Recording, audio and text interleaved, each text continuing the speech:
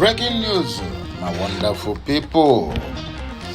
Supreme Court of Nigeria using the instrumentality of adjournment to subvert the court case of Mazi Nnamdi Kanu. This one is coming from the office of Ima Powerful, Abi Ima Powerless. I don't know, as my followers they call him, they say he be Ima Powerless, no be Ima Powerful, because this one na faceless what do they call him? Faceless supporter of Mazi Nnamdi Kanu, and also a member of the decision-making committee, and when Ipob is involved. But I wonder why this person will be all over internet, writing, commenting, doing all sorts of things, all in the name of Ipob, but they don't have a face.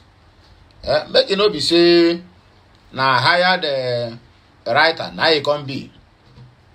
Enya, I beg, are you from Oduduwa or Arewa, or are you for Biafrans? Anyway, that one is the story for another day. Well, good morning to you all viewers. Let us go straight to the news and stories trending around the globe and also Africans. Make on hear what thing they happen again. Oh, this one is another sub-headline that we have. You know, when Mazi Nnamdi Kanu was lamenting all these things some couple of years ago, many people call him talkative. Some even say that he talked too much. Some even say that he talked things without facts. But let me make it clear to each and every one of us that everything, not even one of the word of Mazi Nnamdi Kanu, all have come to manifestation, all have come to pass. Look at what this an elderly man that is from the north is telling us. Nnamdi Kanu have made it understand. He made it clear to everyone's understanding and hearing that all the whole northerners, except the real Hausas, will be Christians, all, emphasis on all, they are all, what will I call them? They are all foreigners in our land. They are all foreigners.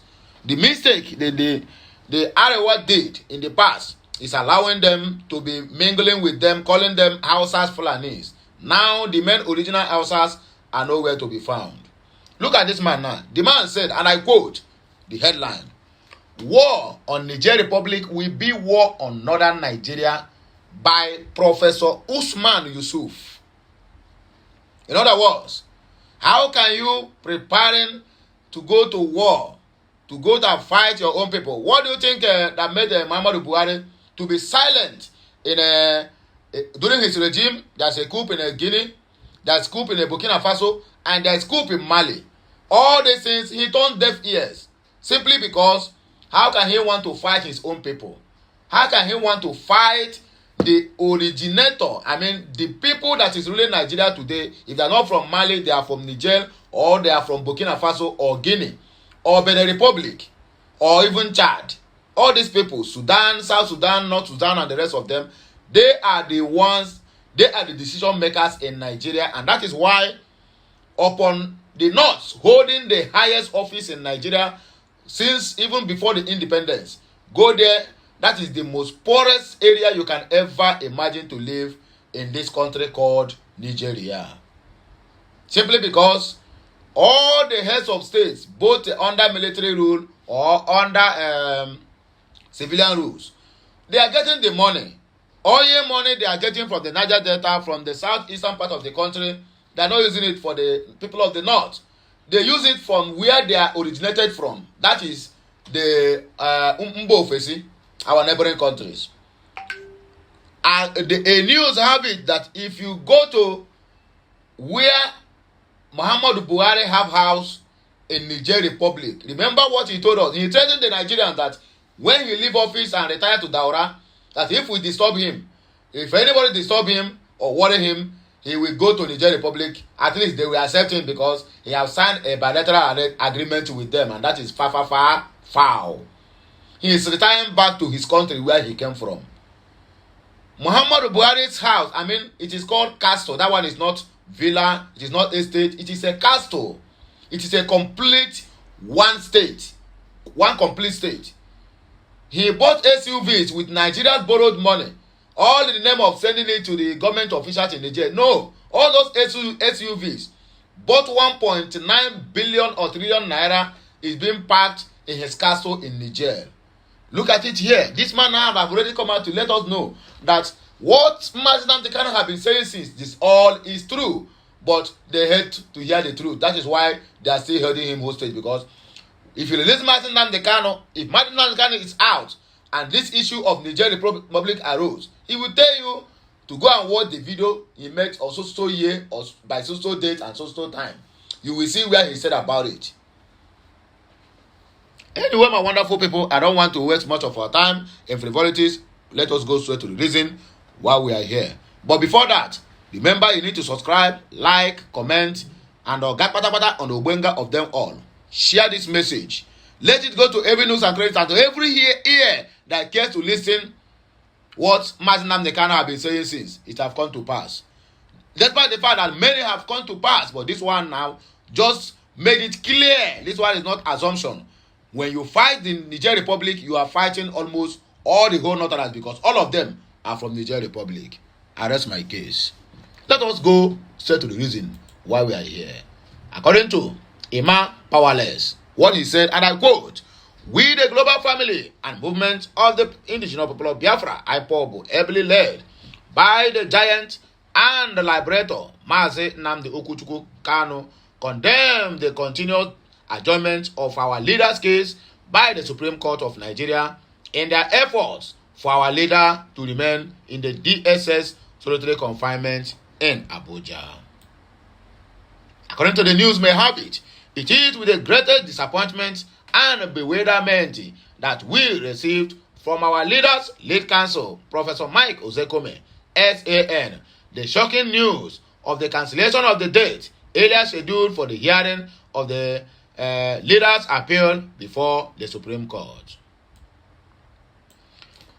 Afterthought and flimsy reasons being that the 14th of September 2023 area scheduled for the hearing of the case have caught up with the Supreme Court's annual vacation. To say that the least, this is the worst form of travesty of justice and violent distortions of the rule of law in its epic. If we may ask, was it not in an open court that the justice of the Supreme Court that sat on the appeal on the 11th day of May 2023 adjourned the matter to the 14th day of September 2023? It is also our understanding, that the 14th day of September 2023 adjournment was not granted as a matter of course. The adjournment date was carefully considered against the background of the federal government's deliberate ploy to thwart the proceedings of that day by applying for time to file their papers, even when they were clearly out of time. And the appeal was consequently adjourned to the 14th day of September 2023 for definite hearing.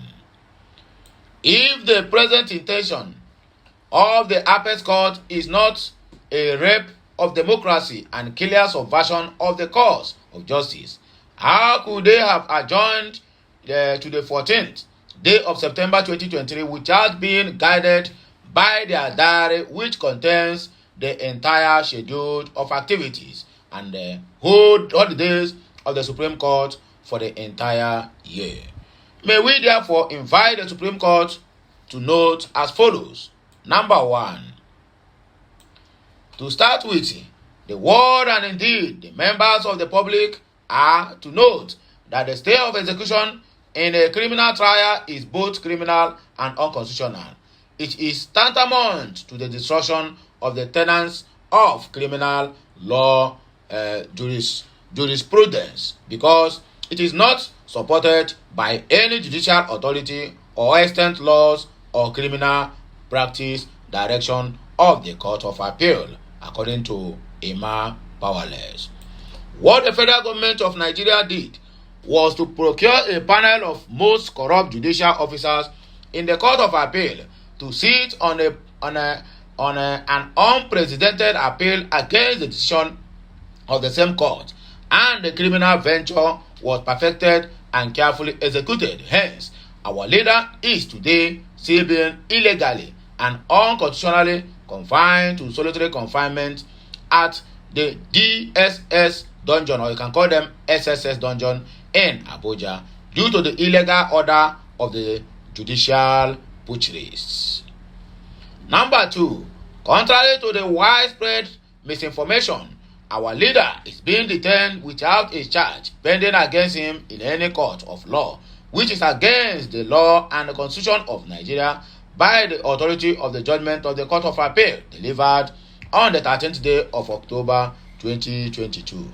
The 7-count charge that was pending against our leader before they approached the intermediate court was buried in its entirety, having been discharged and effectively forbidden from being proscribed again on any court in Nigeria on any indictment or offense of any nature, according to the news.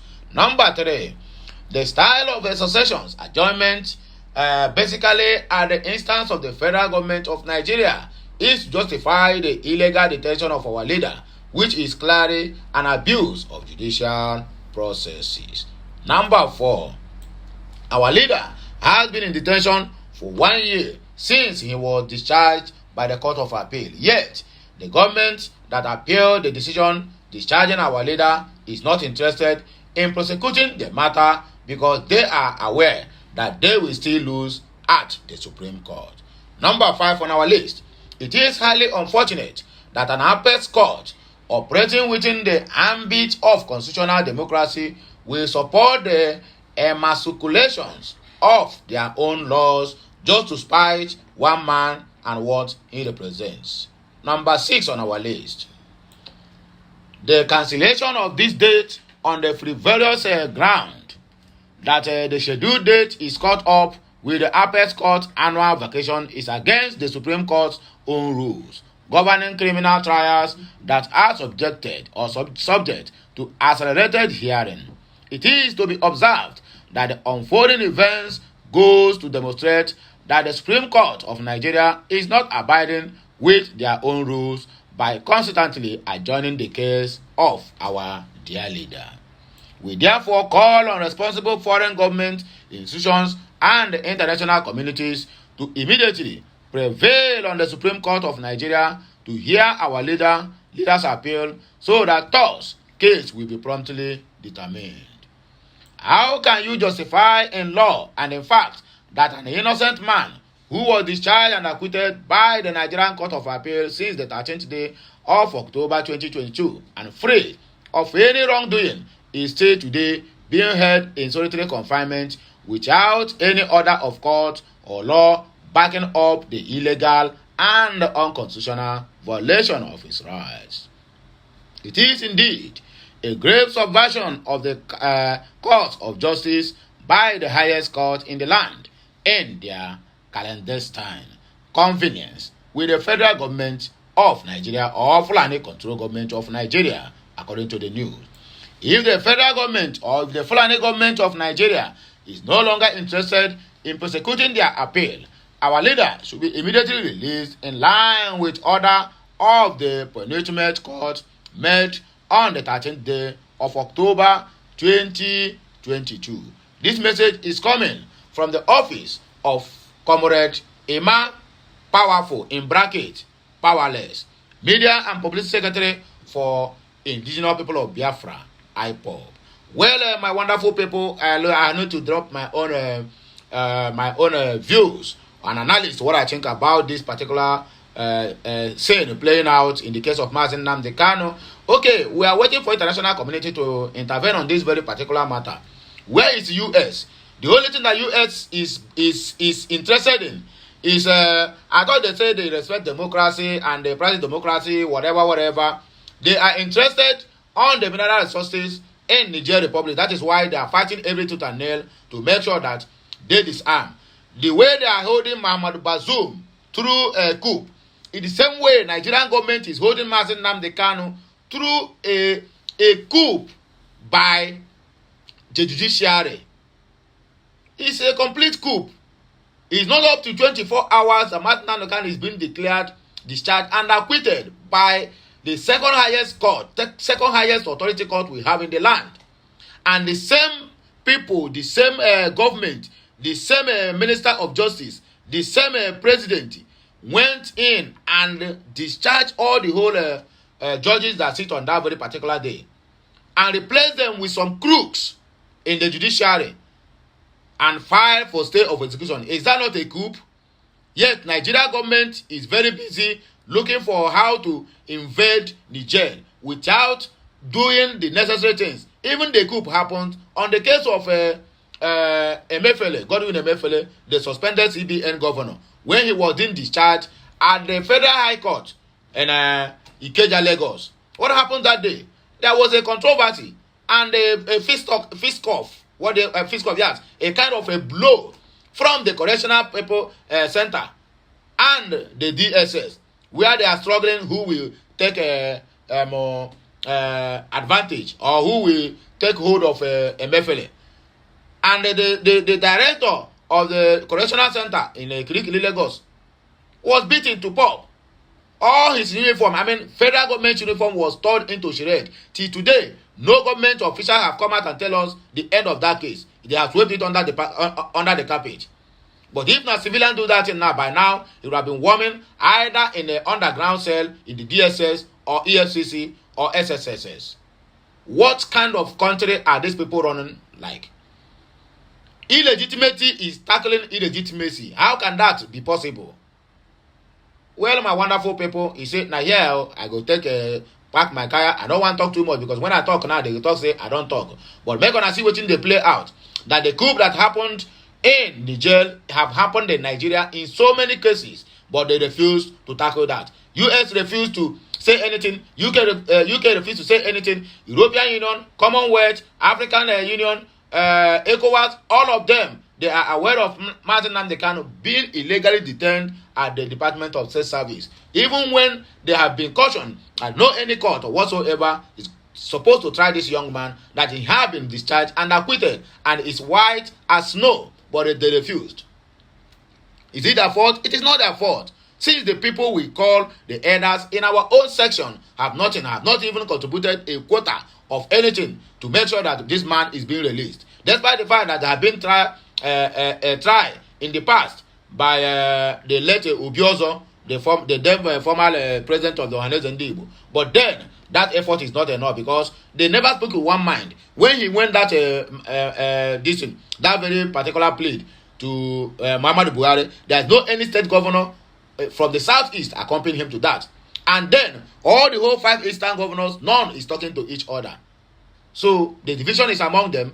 Then this Fulani control government penetrates into them and use them against their own people. That is why you see the southeast have not been at rest, simply because Hope Uzodinjo and the devil Mahe played politics with the lives of their people.